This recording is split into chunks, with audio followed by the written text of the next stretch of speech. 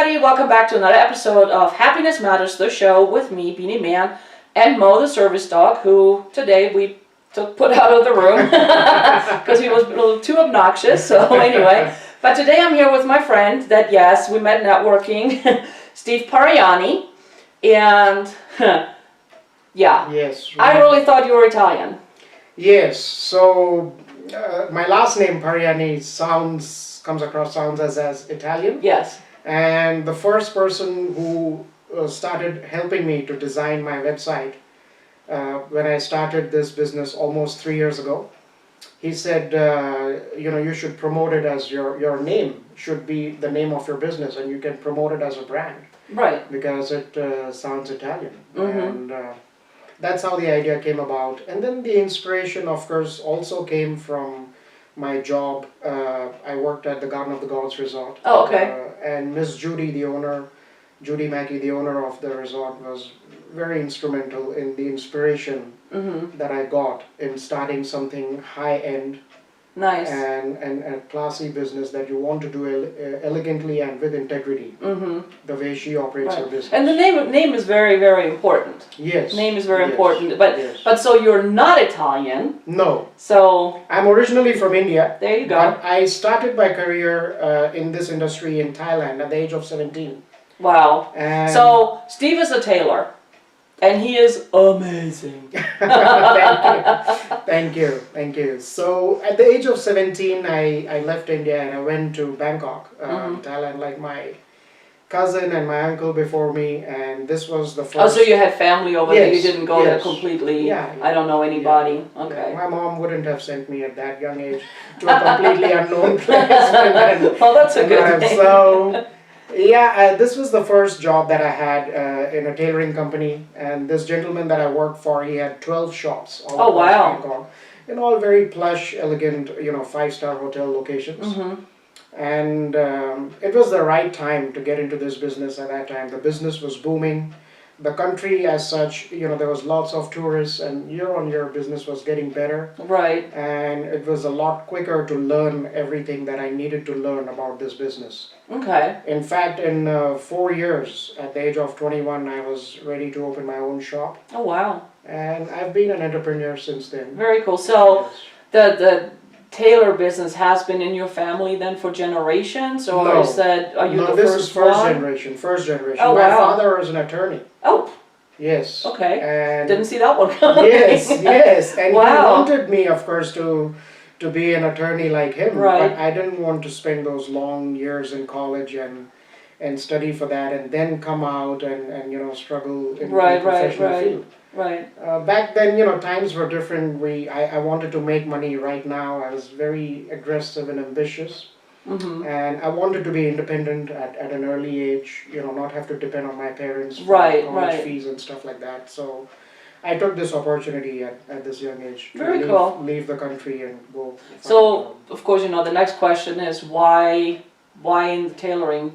What sparked your interest in that, other than you can make money right away? Well, it was the first job industry. A lot of Indians at that time were in the tailoring business. Oh, okay, gotcha. Majorly, there used to be two businesses at that time. One was this tailoring, which is retail, and the other is exports. Oh, okay. So they used to export a lot of garments and all kinds of other products from Thailand and neighboring countries to countries like Dubai, Africa, and wherever they had markets. Very cool. And I just happened to get my job with this tailoring company, with this gentleman. And so that grew into being my first love and passion. That's awesome. Yes. That is awesome. And in retail, you see the results right away. I mean, on a month-to-month basis, you see how much revenue you made, how much better you're getting at sales. That's true. And promotions and salary increments came along very frequently. And I learned too, it's like when you follow your passion, yes. you just focus on your passion and the rest will come. Yes. And the rest comes, I mean, if you focus on making the money, and that's your primary thing, you will struggle. Exactly. You will struggle.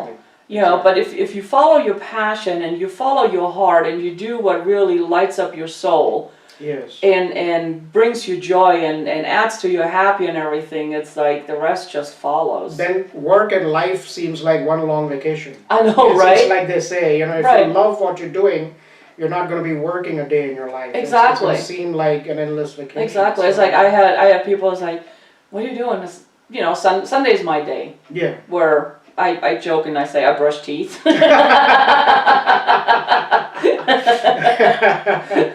But what I do is like I putz around, but I do stuff for my business. Yes. But to me, it's not working. I have people who's like, you working on like all the time? And I laugh and I said, work, play, fun, It shouldn't seem like it. It shouldn't seem right. Like it's. I mean, there's some stuff that has to be done that is tedious. So I now have an assistant. I'm excited, because I'm not detail oriented. Yes. Know your strengths. Okay. So, but I mean, once you love what you do, the rest just comes together, and clearly, very true. For you, it says you have to pursue excellence. Excellence is what you need to pursue in your trade, in your craft, and then the money will follow. Money is going to be a result, a byproduct of this excellence that you pursue. Yeah. So now you're in Bangladesh, and you're what at this point? You said 21. You're ready to open your own shop. Thailand. Oh, Thailand. I'm sorry. Yes, Bangkok.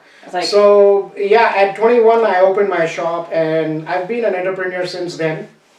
I've had ups and downs. So you opened the shop there in Bangkok, yes, okay. In Bangkok. And my first venture, it went good for almost 3 years, making good money and all. And then what happened was this particular shop was right opposite the Shangri-La Hotel, which is a very popular hotel on the riverfront, and a large hotel. And almost 3 years into the business, the management of the hotel changed.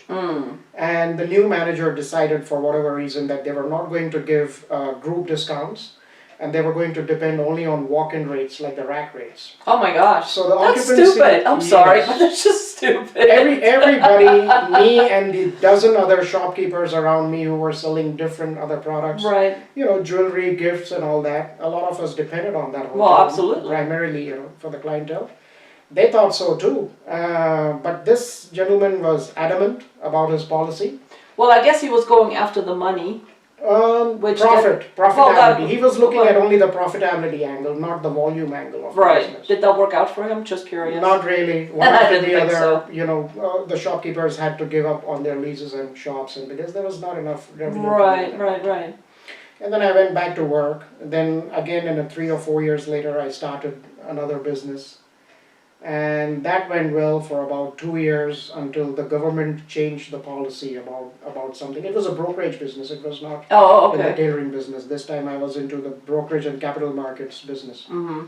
And so of course from tailoring to yes, I've done many different things. But I get that as an entrepreneur. It's like it took me a long time to figure out. Yes. Who am I? What do I want to do? Where's my real passion? And for a long time I was shooting myself as like, I think I should do this, I should do that, and I dabbled in this and I dabbled in that, trying to figure out what really lights my fire. True. And then, at that age range, from the age range, like I say, 20s to 30s, you're in what I call exploratory stage in your life anyway. Absolutely. You're exploring about everything. Right. Whether it's relationships, whether it's money, avenues of making money, your different passion, work, jobs, right? Even locations, countries. You want to, venture Explore. into different cities. It's the adventure age. Yes, you want to see and do as much as you can, as many different things. And so also in business. This time when I was in the brokerage business, I was making very good money. And then later the government changed some rules and some policies. So a lot of people like me, 1,000 maybe agents, broker agents like me went out of business because of this. And then, we had to find something else. And then the last time, so 3 times majorly in my life, I've lost business due to factors outside my control, due to, no real fault of mine. The third, but sorry to interrupt, but it's like a lot of times stuff happens to us that's out of our control. Yes. The only thing we can control is how we react and deal with it. Exactly. But you have to be aware and you have to be conscious instead of just reacting on an automatic basis. Yes. It's like, when I call it my dark times, when I was in my dark times and stuff happened that was out of my control, I blamed myself Yes. You know, and my depression went deeper. Mm-hmm. And it's like, what did I do wrong? Why is this happening to me? This boo-hoo-hoo, poor me, poor me, poor me, poor me. Right. Until I realized, it's like, wait a minute, stuff happens. Yes. How am I reacting to this? Yes. And once I realized and I had that awareness, it made all the difference. So, So. you know, one thing I'd like to point out right at this moment, you know, I read this lately some time back. The major problem with human beings in today's day and age, what I notice in terms of reacting and all, is we normally react instead of responding. We need to Right. train our mind to respond, Mm-hmm. not react. And I call it autopilot. We just Yes. go on this autopilot. We just react without thinking. Yes. You know, the first thing that comes out, and I talked about it in another show, so whatever is in your cup, and yes, you are the cup, so Yes. whatever you are filled with will Yeah. spill out when something happens, when you get bumped. So if you're filled with anger, frustration, you know, all of those things, something happens to you, that's what comes out. True. And you react in anger, and you lash out, and it doesn't help, okay? Because it's a ripple effect. True. But if you're filled with love, Yes. you know, and you get bummed, it's like, this bites. All right, moving on. It's not a big deal, I can move on. And it really makes all the difference. Like whatever is inside of you, you know, what your cup is filled with, that really makes the difference. Like they say, you know, sometimes you can't change the direction of the wind. All you can do is adjust the sails, you know. Because the same wind blows on us all. So this time in 2004, early 2004, I was in this place called Khao. It's a small town, like a fishing village kind of town. It was getting very popular back then as a new resort destination in Thailand, because you know, places like Phuket and the other big cities in the south of Thailand, they were getting very commercialized, very crowded, and so tourists at that time were looking for newer destinations. Well, yeah, because... So this was a ripe market, this small little town, and I had a shop over there, tailoring. I was back in this tailoring business, and I had paid up for the year's rent in advance. I had paid up for my inventory in the shop. Everything was good, and right during the middle of the season time, December 26, 2004, it was Sunday morning at 10 o'clock, the tsunami struck that particular place. And you can look it up on Google. Khao Lak in Changwat Phang, the province Phang, is the eye of the storm, is the exact place where it hit. Wow. And so within the day... Clearly you weren't there at the time. Yes. So thank goodness. So I was having some kind of a stomach infection problem since the last couple of weeks. See, there's no coincidence. Just before that, and it had started deteriorating on a rapid scale, and to where it was alarming. So I went to the neighboring bigger city to go to a bigger hospital to have them check me out. And then later in the afternoon that day, it was a Sunday, 26 December 2004, I watched on TV and all these big waves and everything, and they were describing, the word tsunami was coined at that moment. Day. And they said, look at what's happening, all these big waves and all. And within the day, there was 5,000 dead bodies on the street, on that main street in that fishing. Yeah, I remember. I was watching in horror. I was like, oh my gosh. Yes, the Prime Minister of the country announced on television that particular town is so devastated that it's not financially feasible to even regenerate or do anything with that town. Wow. And he did mention, I remember clearly, that if anybody who belongs from that town and is not there at the moment, please don't go back. There's nothing to go back to. I had my passport with me, and that's it. Wow. Luckily, I my apartment, my shop, my belongings, everything, there was nothing to go back to. So, why would you have your passport with you going to a hospital? I always carry my passport. Oh, okay. Because, smart. Yeah, because now especially. When you're in a foreign country, you always want to carry your primary form of identification with you. We learned something. Just being organized. Oh, okay. And everything else was lost, devastated. I mean, I was in a state of shock. I mean, this was the third time in my life where I had been impacted, and I realized that every time that I have been impacted like this, it has been harder and more devastating than the previous time. So the first time when I lost my business, a dozen other shopkeepers like me lost their business. Right. In the second instance, in the broker instance, 1,000 other agents all over the country had lost their business because of the licensing issue that the government came out with. And in this time, 500,000 people across the continent were displaced Wow. because of this incident, and I was one of them. So And yet you were spared again. yes, yes. Which, so now it's like, to me, when stuff like that happens, Yeah. to me, to others, and I hear the stories, it's like the first thing that pops in my head, you have a higher purpose. You have a higher purpose. There's a reason, yes, you have to be spared. And I think it's our job as individuals to find out what is my higher purpose. yes, Does that make sense? yeah, It's like, for me, I figured out, it's like, okay, I need to help people be happy. I mean, Discover they're happy. exactly, exactly. My first, of wow. course, instant reaction was of shock, and I mean, just, scared. I was scared. I was 34 at the time, and I mean, what's gonna happen? I mean, every time I bounce back and I start from scratch, it's just getting worse. Right. It took me a few months to, gather myself together and come back and then, start work again. I started merchandising for another European company. And eventually then I came to America in 2009. And I came to Houston. I'm sorry, Texas, I'm thinking of Coming to America. Yes. The movie with yes. what's his name? I can't think of it right now, but you all know what I'm talking about. Yes. Eddie Murphy. Exactly. yes. And so that was a turning point. I mean, since I have come to this great country, land of opportunity and all, for me it has worked out wonderfully. And and here's the thing too. I mean, I'm an immigrant. I mean, I married my husband. He's an American, and I'm an American by choice.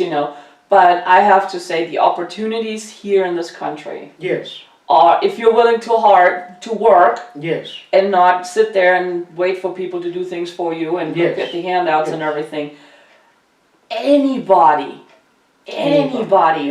can make it here. Anybody has the same opportunity here to follow their heart and make their dreams a reality and really make it. True. It's a level playing field because the difference is where I come from, in the East. It's a country of over 1 billion people. Right. There's too many people and very little resources to go around. Right. So where I come from, we necessarily have to have the drive to be able to do your job better than you and to do it for $1 less than you're willing to do. Right. If not, we're not going to get a foot in the door, we're going to starve, we're going to be left behind. Absolutely, yes. And, learning on the job, just saying, just faking it and saying, yeah, I can do this. Fake it till you make it. Yeah, and saying, yeah, give me a chance, I'll do this. I'll do it better, and I'll do it for a longer time, I'll do it for less. Yep. And I'll learn on the job, But I think it's the same here. Yeah. And I think it's anywhere. I mean, if you really want to make it, Yes. if you want to have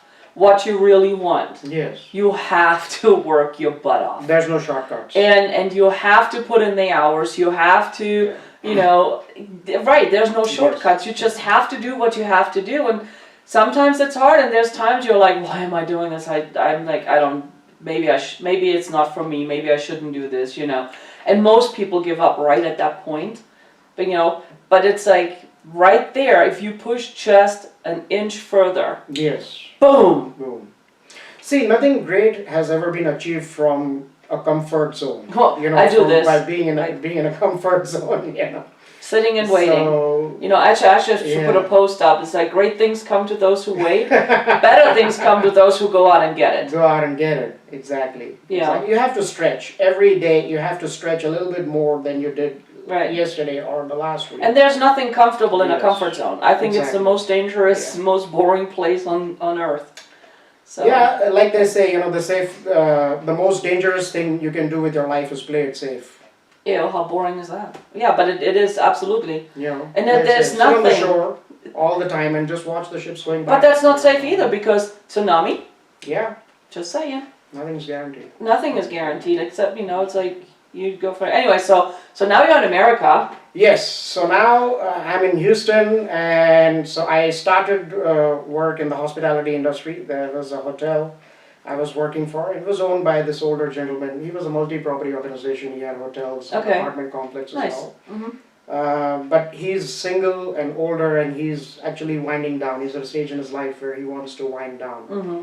And I worked at that property for 4 years until he put that property on the block and decided to wind down. And Gotcha. so me and my wife, it was during this 4 years that I met, my wife, Juanita Snellgrove, and we got married there. And then 2014, early 2014 is when we decided to move here to Colorado Springs because my father-in-law, he does business here in Colorado Springs. Oh, okay. He's a telecom contractor. Gotcha. And he takes contracts like from CenturyLink and Verizon Okay. to do the telecom work. Mm-hmm.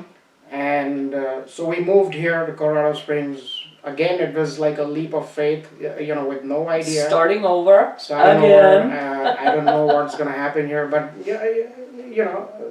God has been kind. Things worked out. I got a job within 3 weeks at the Gun of the Gods Resort. Mm-hmm. And that's the other thing too.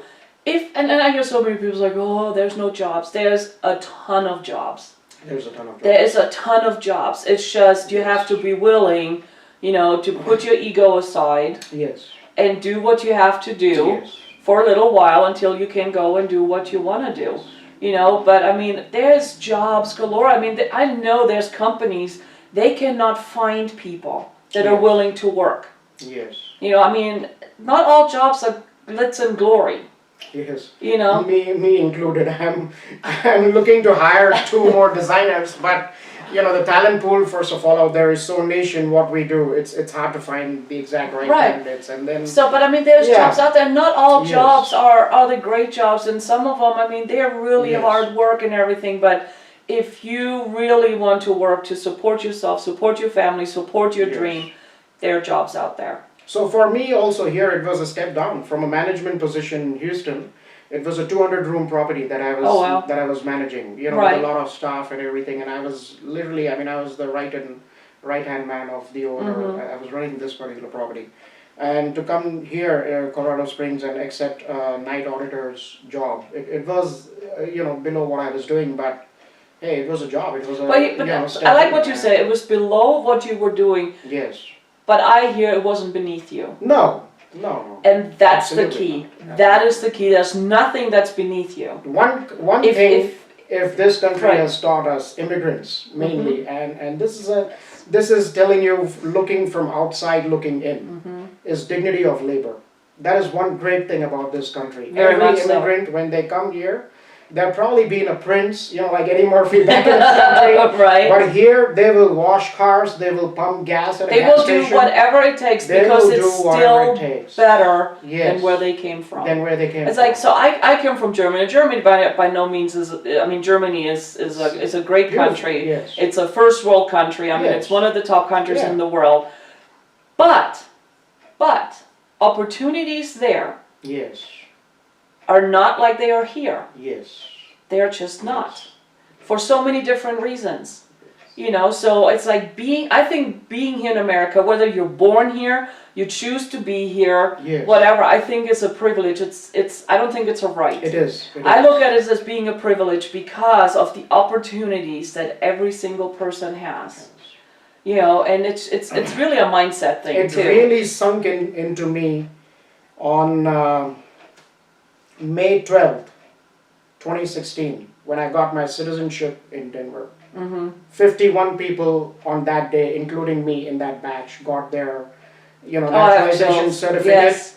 And that's the day it sunk into me what an honor and a privilege it is to be an American citizen. Yes. In that ceremony. Right, and I totally get that. So I got mine in October. I forgot. I think it was October 7th. Yeah. I think. I don't remember the day, but I know it was October 2007. And I have my very own swearing-in ceremony. Okay. So, well, because I was like 1% of 1% Okay. applying for citizenship. Wow. So military personnel Yeah. applying for U.S. Army or U.S. military personnel applying for citizenship is 1% Yes. out of all of them applying for citizenship. Right. I was the spouse Okay. of a military stationed overseas Oh. when I applied. So I was 1% of 1%. 1%. But because we lived on base, which is Yeah. considered U.S. As American soil, territory, yes. Yes. okay, I was able to do that, but I couldn't do it in Germany, like at a consulate in Germany. I actually Okay. had to come to the States. Yes. So when and we picked Mount Laurel, New Jersey, the INS station there, Okay. because we have family there, Okay. and we can take a MAC flight with the military from Ramstein to Baltimore. Okay. So, I mean, it was just, so we took the kids out of school. I mean, we already planned we take the kids out of school because it's a big deal. Yes. It's a very big deal. And it's like we do a little mini vacation, and I actually got to go to Liberty Hall Okay. the day before. And when I was staying in that room where they signed the declaration, and I have chills, and So much history. oh my gosh, Yes. I cried like a little baby. Yeah. And the tour guide, he was so sweet, he goes, oh, I know I'm good. I had no idea I'm that good. And then, I mean, I couldn't even talk. I was so choked up. But then my husband and my kids explained, But so when I called for my appointment, with the appointment, when I had my appointment, I called Mount Laura and I asked, and I said, so my interview it was Friday morning. It's Friday morning I think at 10 o'clock or whatever it was. When is the swearing in ceremony? Because I'm flying in from Germany. I need to know because we need to figure out with the kids and, blah, blah, blah. And I was told, oh, swearing in ceremony is in the afternoon. Yeah, the same afternoon. Perfect. Yes. Perfect. Yeah. So we get there in the morning. My husband, we left the kids with the family, and we had all planned for the family to be there because it's a big deal. Yeah. So we had planned, we left the kids at the family's house. My husband and I, we went to the station, we walked in, and they have this, I mean, Mount Laurel, New Jersey is like this big. And they have their little ceremonial hall, and there was a swearing-in ceremony going on. And my husband looked at me, and I never forget, he goes, I hope they're having another one of those this afternoon. And I was like, I know they do, because I was told they do, so I knew they did. And then this young gentleman comes out in his suit, and he was all professional, and he goes, can I help you? I said, yeah. I'm here for my interview for my citizenship. And I said, and you are having another one of those this afternoon, right? Yeah. And he looked at me, he goes, no, this is it, not until next week or so. And I said, no. No. Oh. I said, I know there's another one this afternoon. Told. Yes. And he goes, and he was like, no, there isn't. And I said, yeah, because when I called, I asked, because for planning purposes, and the poor guy, he goes, oh, you're Sabina from Germany. I talked to you. Oh. And I laughed and I said, see, then you have one this afternoon. And he starts sweating. So his plans for his afternoon were gone out the window. He started sweating because clearly, no communication. Then he said, well, let me talk to your interviewing officer. So he talked to the, we go in for my interview. And the interviewing officer, he says, well, we can do the swearing in right after the interview. And I said, no, we can't.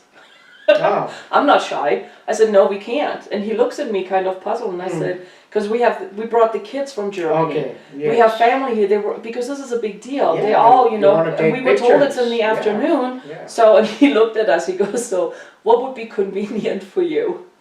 So I laughed, and Jeff and I, we looked at each other, we said 1:30 would be good. Yeah. So I dictated to the INS. Wow. And they went along with it. So, but I get the feeling, standing there, raising your hand, doing the oath, and then you get that paper. Yes. There are no words. There's the feeling that sinks in that, yes, finally after 5 years, in my case, it was a 5-year process of going through interviews and fingerprinting and all the hoops and everything. I mean, but to hold this. Yes. And then my first 4th of July as an American. Yes. I went to the park and, everybody else, and we had this, mat, and we sat on the park and, watched the music and the band and everything. I mean, it's just... Yeah. Oh, yeah. Absolutely. Yeah. Yes. So, no, I get that. That's awesome. Congratulations. Thank you. Good for you. Thank you. Good for you. So, yeah. So you got your citizenship. 2016, May 12th. And then right after that, of course, I applied for my U.S. passport. I travel a lot. I travel overseas. Right. And not domestically within America. I haven't traveled so much, but I'm always traveling overseas, at least a minimum of 2 times a year. Okay. I go to the Far East because we have a factory in Bangkok, and now we've signed up with a new factory in Italy also. Oh, so nice. I'll probably be traveling. So if you ever go to Germany, you're a translator. Ah, okay. I have a passport. So since having the American passport, I've already been to London. I stayed in London 3 weeks with my friend over Nice. there. Mm-hmm. I've been to Australia, Perth, very Western cool. Australia. I stayed 9 days with my friend in Australia. Very cool. So I have family, friends, business associates in pretty much every major city from here to Australia, and Very nice. a lot of reason for me to travel apart from work also. Mhm. Visiting with old friends, people who I haven't caught up with in so many years. Nice. That's a, I love Yeah. traveling. Traveling is just. And the first time it also sank into me was when I landed at with the U.S. passport. Of course, I went to India first, and I landed in India at the Bombay airport, Mumbai, like they say now, Mumbai airport, and this gentleman immigration officer looks at me and looks at my passport, and he said, "You damn lucky bastard." No questions That's asked. awesome. I mean, But you know what? anywhere you go. I don't think Yeah. luck really has anything to do with it. You No, worked it's, your butt off. Yeah. You worked your butt off to be where it you is- are and to have what you Yes. have. And again, it shows, if you're willing to put in the work, if you're willing to Yes. put your ego aside and do It's what. like, going through needs the to- tunnel Right. and then waiting until you It's like see if the you light. have your clear vision, you Yes. know what you want, and you just Yes. focus on that. Yeah, with blinders on, no distractions. Don't let Well, I anything wouldn't- distract you. Or, I like my yeah. blinders off because then I can get the opportunities that come along the way. Yeah, Sometimes they get me where I want to go faster. yeah. Which, for me personally, if I would have the blinders on, I don't think I would see them because then Well, it's what too, I meant was for me in this The process, focus. the The focus focus. of, yes, Right. because it's a long drawn out process. It It's is. a 5-year It process. is. It doesn't go overnight. No. And 100 things can go wrong in 5 years. Yes. Because the requisites are so minor and so stringent in whatever you need to do. And I know right after I got my citizenship, they changed like the whole testing and the whole Okay. processing and everything. And I was like, whew, I got lucky. Yeah. I got it just in time. Yeah. But I mean, it is just so. I love hearing stories like that of coming from really not a whole lot. Yes. A country that's overflowing with really no opportunities. Exactly. And Humble beginnings. right, and working your butt off, Yes. and staying focused. You know what you want. You know what's in your heart. Trusting the universe, trusting God, whatever you want to call it, Yeah. trusting that it will happen. Assume the feeling of the wish fulfilled. Yes. I keep talking about that. One of my favorite quotes. It's You know. like I told a friend a couple of weeks ago is that he said it was some conversation about him telling me have faith and it will happen and all. I said I have faith. I've had no choice. In my life I've had to walk by faith. If I would have walked by sight, I would have killed myself 3 times in this life. I know, right? Absolutely. Don't tell No, I me mean, about faith. belief. I mean, whatever Yeah. your belief is, whatever your Yes. faith is, believe that there's a higher power Yes. that is there to help you succeed and help you for your highest good. And you will get everything you ask. You Yes. really will. Yes. So, but you need to focus on what you want instead of what you don't want, because if you focus on what you don't want, you get what you don't want. Because Yes. wherever you put your energy, your emotions, your feelings, your words, your thoughts, your everything, you get more of. Yes. What you think about, you bring about. I talk about that all the time. It's the book The Secret, by Rhonda Byrne. Yes. It was a turning point at that time, right after the tsunami. At some point, a few months after that, when I read this book, that was a turning point in me having a 180-degree turn in my mindset and perspective about faith. And the law of attraction Yes. it goes with the law of vibration actually. But it's true. Yes. It is so true. And I love the book The Secret. I like the movie The Secret. To me, it's a good introduction to the fact that it exists. Yes. It doesn't really tell you exactly how Yes. to work it for you. I learned it. I'm actually a certified practitioner for that now. Wow. I know. So because I so believe in it and I see it, and I have people come to me, they're like, how did you do that? Yeah. And I laugh and I said, I figured out how to make the law of attraction and vibration work for me. Focus on So- something so much that the universe conspires to bring it to you. Right, and believe. Assume the feeling of the wish. It's from the book The Power of Awareness by Yeah. Neville Goddard. Amazing, because you have to have that awareness. Yeah. And he constantly talks about assume the feeling of the wish fulfilled. Because if you assume the feeling of the wish fulfilled, meaning you believe you will get it, Yes. your vibration rises. And True. like attracts like. So if you raise your vibration, you attract more at that level. Exactly. You know, and I talked about that before. Misery loves company. The Yeah. vibration of misery is rock bottom. Yes, rock bottom. You attract that. Raise your vibration because happiness loves company too. True. You know, so that the law of attraction, with the law of vibration and all the other laws, you know, it works just like gravity. It doesn't discriminate. It doesn't. It works Happiness- for everybody. And happiness is not circumstantial, it is by choice. You know, you Yes. have to make a choice to be happy no matter what the circumstances are. And if you are a happy person, you will be able to give happiness to others. Right. You know, an unhappy person cannot give happiness to others. Well, you So can't really give. You can just really share, aspire and aspire others and to others, it's yeah, like, oh, yeah, I want to be happy. What Yeah. are you doing? yeah, Well, I wake up in the morning and I decide I'm having a good day and I'm happy. exactly. It's a choice. It's a decision. Absolutely. And And don't let anything steal your joy, right. right? Right. I mean, there's times where I was like, man, this really bites. Yeah. But then now I'm looking at it as I'm grateful for it because there's a lesson in there. Yeah. And sometimes, again, the lesson is just what not to do. I was like, yeah, that was stupid. We're not doing that again. But anyway, but I will put your contact info. So you're looking for designers. Yes, we are looking to expand into the Denver market also. Primarily, we are serving the Front Range area right now.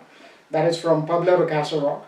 Okay. And we So want you're to looking get for into- designers here locally within Colorado? Yes, yes. within Okay, Colorado. because I will put that in the.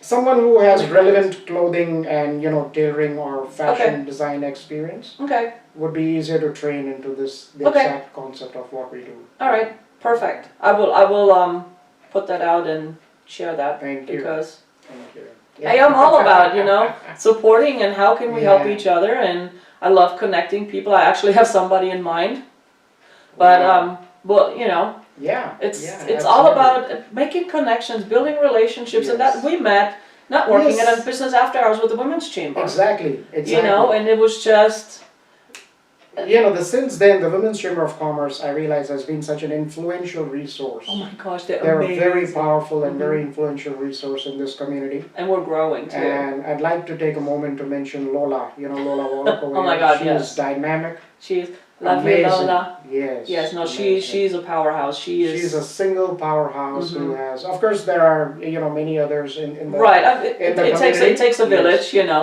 Yes, Lola But- stands out though. Oh yeah, Yes, no, absolutely. she's amazing. Very She's high just, regard for her. oh yeah, she's amazing. I'm actually gonna do a show Yeah. once I can nail her down. I will have her on the show Yeah. too, but I probably have to Yeah. go to the chamber office to do it. It's like Yes. here, camera, lights, go. Yeah, the new office at the Gun of the Yes. Gods. Oh my gosh, Yes. it's awesome. So, Yeah. but anyway, Beautiful. Ew. Thank you so much for stopping by, for sharing your story. And thank you so much for having me. Of course, Always thank you. pleasure. I love sharing stories to inspire others, you know. And I love Lisa Nichols because she's the one that said, your story isn't yours to keep. Yes. Your story isn't yours to keep. You never know who you're going to inspire, Yes. who you're going to impact, who you give that little glimmer of hope. Exactly. You know, you just Exactly. never know. So if you guys have a story you want to share, you think, you know, like of overcoming, and I don't even know anything you can think of, you know, drop me a note. I'd love to have you. I can do Zoom. Yeah. I'm starting Okay. Zoom. Okay. I have a few Zoom interviews scheduled, Okay. so I'll be learning that. But Wow. So this show is going nationwide, not just. well, it's on local YouTube. where- It's already I mean, international. I mean, you know, people from other states are going Right, to be right. Zoom in. Because my thing, my new hashtag, Yeah. Ellen has to retire eventually. You hear that, Ellen? But anyway, thank you again for coming. Thank you. I appreciate you. I love what you do and what you do in the community, making everybody look fabulous. You know. Thank you. So, and thank you all for watching. And I'll talk to you next time. In the meantime, be happy, be kind, be love. Bye.